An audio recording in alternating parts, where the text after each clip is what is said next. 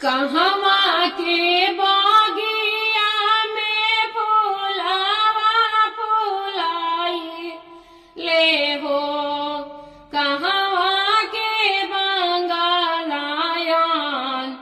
जोराए लाला, कहवा के बंगालयान जोराए लाला।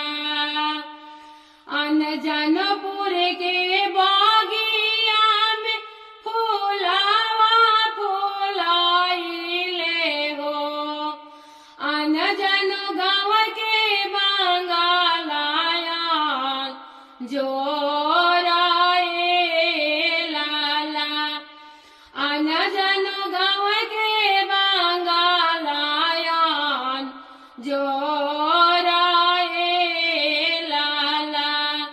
घर में से बोलाली बेटी हो कवाना बेटी, कहे पापा बंगालयान जोराए लाला, कहे चाचा बंगालयान जोराए लाला।